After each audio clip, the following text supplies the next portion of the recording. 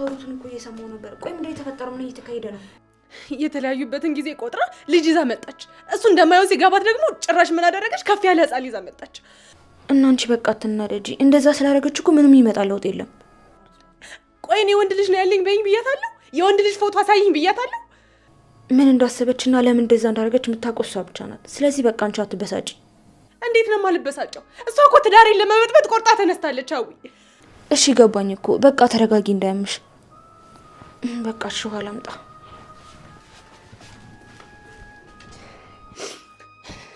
በዚህ ተልካሻ ምክንያትማ ህይወቴን አታበላሹ።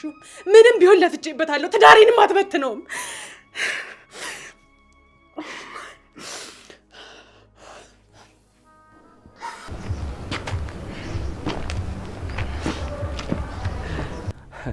አባቢ ምን እየፈለግሽ ነው? ሰፈሩን እኮ ስጋ እንዳያሞራ አሰሽው። አያገባም፣ ዞር ብለህ ከመንገዴ።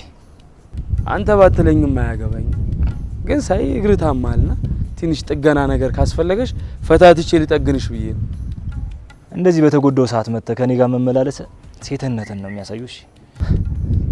እስከምትጠገን ድረስ እንግዲህ ልጠብቅ? 1 ወር ወይስ 2 ወር? ስመለስ ግን እመነኝ አልለቀምሽ።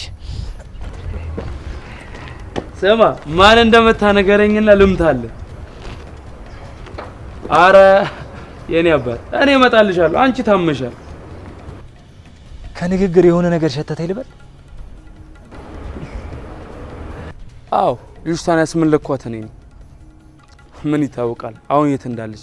ፖሊስ ጣቢያ ወይም ደግሞ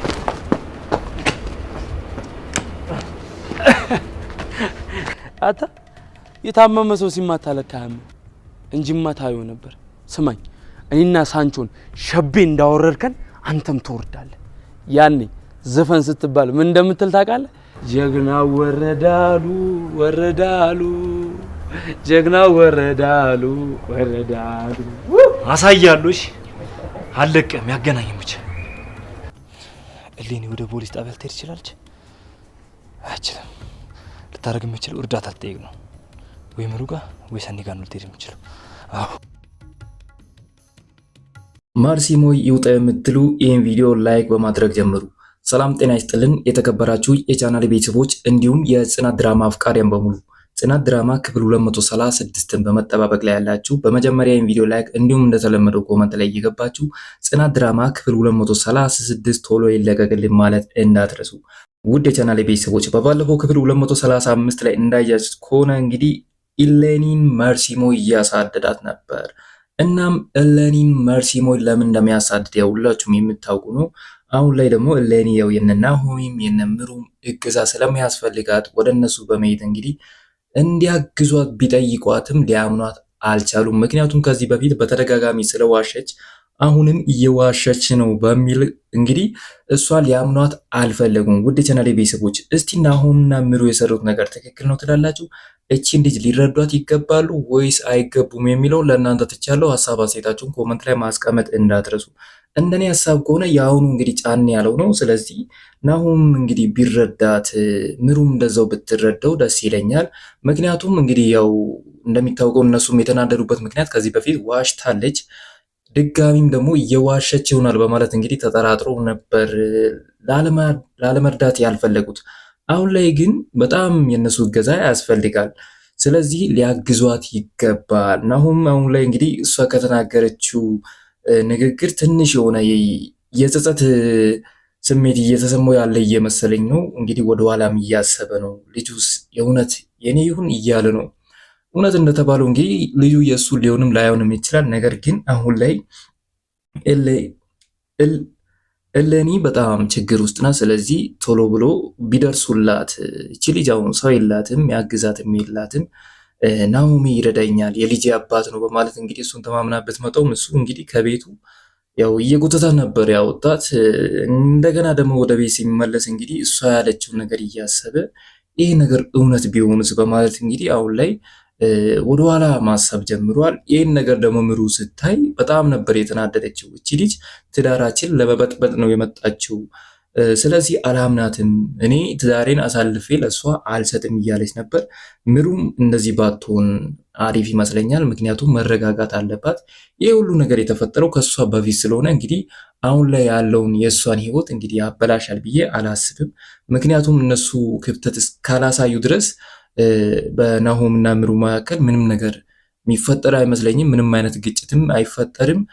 እሷም በእነሱ መሀል ልትገባም አችልም። ስለዚህ የሁለቱ እንግዲህ መተማመን በጣም ያስፈልጋል ባይነኝ።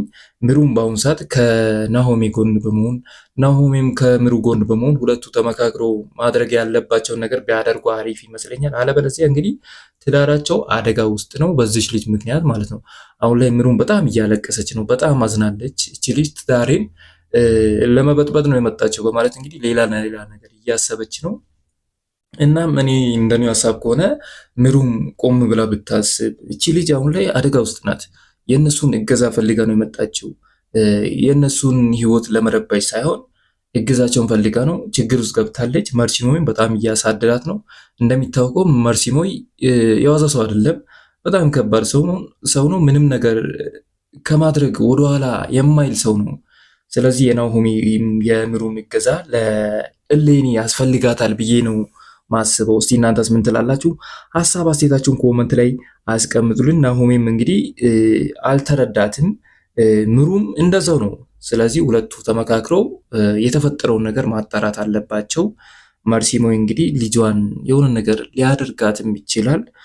ይህ ነገር ከሆነ በኋላ ደግሞ ናሆሜም ከሚጸጸት፣ ምሩም እንደዛው ከምትጸጸት ከአሁኑ እንግዲህ መደረግ ያለበትን ነገር ቢያደርጉ እላለሁ። እስቲ እናንተስ ምን ትላላችሁ? በእኔው ሀሳብ የምትስማሙ ከሆነ በአንተው ሀሳብ እንስማማለን ማለት እንዳትረሱ። ሌላኛው ነገር ደግሞ የሰኒና ጆከር ፍቅር ነው። እንግዲህ ሰኒና ጆከር አሁን ላይ በፍቅር እንግዲህ ክንፍ ብለዋል። ሁላችንም እንግዲህ በሰኒና ጆከር ፍቅር እንግዲህ ያው ተስማምተናል። ሁለቱ አብሮ እንዲሆኑ ፈቅደናል። እናንተም እንግዲህ እነሱ ይጋቡ ስትሉ ነበር። የነሱ አብሮ መሆን እንግዲህ እንዳስደሰታችሁ አይተናል። ስለዚህ እስቲ የሰኒና ጆከር ፍቅር በዚሁ ቢቀጥል የምትሉ ሀሳብ አስተያየታችሁን ኮመንት ላይ አስቀምጡልን። እነዚህ ልጆች መጣላትም የለባቸውም ነው የምለው። እስቲ እናንተስ ምን ትላላችሁ? ሌላው አንድ ደስ ያለኝ ነገር ደግሞ የራኬብ ነገር ነው። እንግዲህ ራኬብ ያው ለጆከር ምንም የለውም። ስለዚህ ከእህቱ እንዲርቅ ታደርጋለች ብዬ አስቤ ነበር። ነገር ግን የእሷን ሀሳብ ከሰማው በኋላ በጣም ነበር ደስ ያለኝ። አሁን ላይ ለእህቴ ታስፈልጋታል። ስለዚህ አብራችሁ ለመሆን ደግሞ ገንዘብ ያስፈልጋችኋል። ለዛ ደግሞ አንተ መስራት አለብህ። ስለዚህ ሰርተ ህይወትን ቀይር፣ ከእሷ ጋርም እንግዲህ አብራችሁ ሁኑ በማለት እንግዲህ እሷ ለሱ ሙሉ መብት ሰጥታለች። እንዲለወጥ ግን መክረዋለች። ይሄ በጣም ደስ የሚል ነገር ነው። ማንም ሰው ይለወጣል፣ ከሰራ የትኛውም ሰው ይለወጣል። የዛሬውን ማንነት ብቻ በማየት እንግዲህ አልጠላችሁም፣ ከሰኒ እንዲርቅ አላደረገችውም። በጣም ነበር የተመቸችኝ። እስቲ በራኬብ ስራ እስቲ ደስ የተሰኛችሁ እስቲ ኮመንት ላይ እየገባችሁ ደስ ብሎናል ማለት እንዳትረሱ። ራኬብም እንግዲህ እግዚአብሔር ይስጣት ነው የሚለው። ያው ከዚህ በፊት የሰኒን የፍቅር ህይወት አልወደደችውም ነበር። አሁን ላይ እንግዲህ ፈቅዳለች። እህቷንም ላለመጉዳት፣ የእህቷንም ህይወት ላለማበላሸት፣ በእሷ የተነሳ እንግዲህ እህቷም እንዳትጎዳ በማሰብ ሁሉንም ነገር አሁን ላይ እንግዲህ ፊክስ እያደረገች ነው። ያው ይመቻት ነው ምለው። እንግዲህ አንዳንዴ ለእህቷ ጥብቅና ቆማ በምታደርጋቸው ነገሮች ሁሉም ሰው ቢጠላትም እሷ ግን ትክክል ናት። ለእህቷ ስለምታስፈልጋት ለእህቷ በማሰብ ነው ያንን ሁሉ ነገር ስታደርግ የነበረው። እኔም አሁን ላይ በጣም ነበር የተመቸችኝ። ለእሷም ደግሞ አንድ ነገር አስቤያለሁ። ቅዱስና ራኬብ በአንድ ላይ ቢጣመሩ እንደ ሀሳብ ቢጣመሩ ምን ይመስላችኋል? እስቲ ሀሳባችሁን ኮመንት ላይ ጻፍ አድርጉ። በቀጣይ ደግሞ እስቲ ምን እንደሚፈጠር አብረን የምናየው ይሆናል። በዚህ ጉዳይ ደግሞ ጆከርን በጣም ደስ ብሎት ነበር። እንግዲህ እህቷን እንደዚህ ማሰብ ከቻለች እኔም ሰርቼ እለወጣለሁ ብሎ ነው የሚያምነው ይህ ልጅ።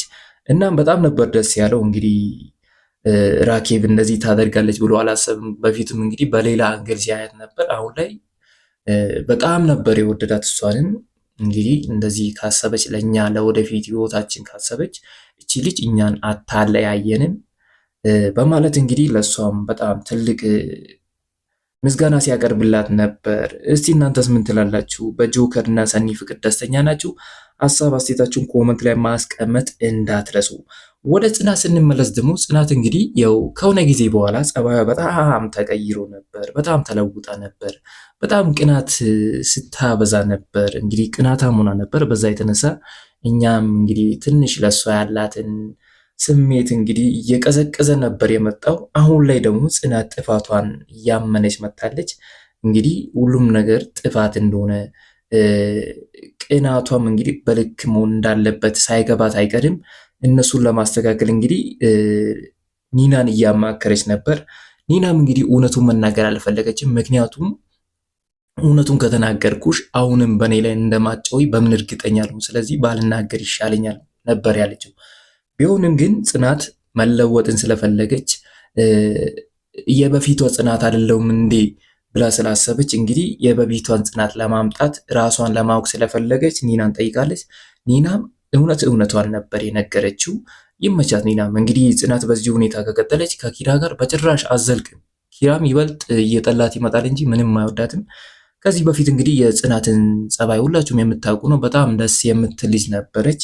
እንግዲህ ትረዳዋለች፣ ኪራንም ሌሎችንም እንደዛው ትረዳለች፣ ለሰው ታዝናለች። አሁን ላይ ግን በምታደርጋቸው ነገሮች እንግዲህ ሁላችንም እንድንጠላት ለማድረግ እየሞከረች ነበር። በዚሁ እንግዲህ ጥፋቷን አምና ከተሻሻለች እሰየው ነው። ነገር ግን በዚሁ ከቀጠለች ሁሉም ነገር ይበላሻል ብዬ ነው ማስበው። እስቲ እናንተስ ምን ትላላችሁ? ጽናት ወደ ቀድሞ ማንነቷ ትመለስ ወይስ አትመለስ? ሀሳብ አስተያየታችሁን ኮመንት ላይ አስቀምጡና በቀጣይ ክፍል ምን እንደሚፈጠር አብረን የምናየው ይሆናል። ሌላኛው ነው የመጨረሻው ጉዳይ ደግሞ የኪያና ሄኖክ ነገር ነው። እንግዲህ ኪያና ሄኖክ በጣም እየተፈቃቀሩ ነው። ነገር ግን አብሮ ላለመኖር ምክንያት ሰበብ እየደረደሩ እንግዲህ ለመራራቅ እየሞከሩ ነው። ሄኖክ ያ ሁሉም ነገር እንደሆነ ሆኖ እንግዲህ ከእሷ ጋር ለመሆን ይፈልጋል። ነገር ግን ኪያ ይህን ነገር ማድረግ አልፈለገችም። ታፈቅረዋለች፣ ትወደዋለች። ነገር ግን ከእሱ ጋር መሆን እንግዲህ አልፈለገችም። የሚሆነበት ምክንያት እንግዲህ ከዚህ በፊት በፍቅር ህይወቷ የተጎዳች ይመስለኛል ሳስበው። እንግዲህ እንደዛ ብላ ስለምታስብ አሁንም እንግዲህ እጎዳለሁ ብላ ስለምታስብ ይመስለኛል ወደ ፍቅር መግባት ያልፈለገችው። እያፈቀረች እንግዲህ አልገባም ማለት ይሄ ትክክል አይደለም። ምክንያቱም እሷ አልፈልግም ብትል ራሱ ልቧ እንግዲህ ሄኖክን ይወዳታል። ሄኖክም እንደሚወዳት ተናግሮ ነበር በተደጋጋሚ። አብረን እንዳንሆን የሚያደርገው ነገር ምንድን ነው? እኛ ሁለታችን እኮ ከተዋደድን ከተፋቀድን አብረን መሆን እንችላለን ሲላት ነበር። እሷ ግን በጭራሽ አልፈለገችም። ይበልጥ እየተጨናነቀች እንግዲህ ከስራም ቀርታ ቤት እንግዲህ ለብቻዋ እንደ ቡላ ስታወራ ነበር። ከሱ ጋር ላለመሆን እሱን ላለማየት ምክንያት ስደረድር ነበር። ስለዚህ ይሄ ነገር ትክክል ነው ብዬ አላስብም። እስቲ እናንተስ ምን ትላላችሁ? የኪያ ውሳኔ ትክክል ነው? ከሄኖክ ጋር መቀጠል አለባት ወይስ የለባትም? ከሄኖክ መሸሿ ትክክል ነው? ሀሳብ አስተያየታችሁን ኮመንት ላይ ያስቀምጡልን። በእኔ እይታ ከሆነ ምንም ትክክል አልሰራችም። ትክክል አልሰራችም ያልኩበት ምክንያት እንግዲህ ይሄ ሁሉ ነገር ከመፈጠሩ በፊት ሁሉም ነገር አስቀድማ እንግዲህ ብታስቆሙ አዎ ትክክል ናት እላለሁ። ነገር ግን ካፈቀረች በኋላ እሱም እንደሚያፈቅራት ካወቀች በኋላ ይሄን ነገር አስቆማለሁ ማለት በጭራሽ ማይሆን ነገር ነው፣ ማይታሰብም ነገር ነው። ብታብድ እንጂ ይህን ነገር እንግዲህ ከራሷ ጋር ተሟግታ ልታስቆሙ አችልም ነው ምለው። ስለዚህ ኪያም ቆም ብላ ማሰብ አለባት። ሰው እንዴት አንድ ሰውን እያፈቀረ ማፍቀር አልችልም ማፍቀር አልፈልግም ብሎ ከሱ እሸሻለሁ ምናምን እያለ ምክንያት በመደርደር ብቻ ከዛ ሰው መራቅ አይችልም። ምክንያቱም ሁለቱም ይፈቃቀራሉ። ፍቅር ዝም ብሎ ነገር አይደለም። አንዴ ያፈቅራለሁ አንዴ ተዋለሁ በማለት የሚተው ነገር አይደለም። አንዴ ሆኑ ከገባችሁ ለማውጣት ምን ልበላችሁ በጣም ከባድ ነገር ነው። ባላውቀውም እንግዲህ ከባድ መሆኑን ኪያም ባየው ሳይን እንግዲህ መረዳት ይሶስንብል። ቢሆንም ግን ኪያና ሄኖክ አብረው የሆኑ የምትሉ ሀሳብ አስተያየታችሁን ኮመንት ላይ አስቀምጡልን። በቀጣይ ደግሞ ምን እንደሚፈጠር አብረን የምናየው። ሌላኛው ነገር ደግሞ እንግዲህ ወደ ጎቤው ስንመጣ ጎቤው እንግዲህ ሊንን እንዳስመለጣት የምታውቁ ነው። ይህን ነገር ያደረገበት ምክንያት ከመርሲሞይ ጋር የራሳቸው የሆነ ጸብ ስላላቸው እንግዲህ መርሲሞይን ለመጉዳት ብሎ ያደረገው ነገር ነው። ነገር ግን ለልጅቷ በጣም አስፈላጊ ነገር ነበር ያደረገላት። እሱ ባይደርስላት ኖሮ አሁንም እቺ ልጅ በመርሲሞይ እጅ ትወድቅ ነበር።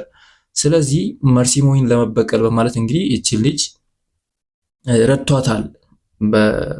ለሱ ትንሽ መስሎ ቢታዩም ለልጅቷ በጣም ትልቅ ውለታ ነበር የዋላት።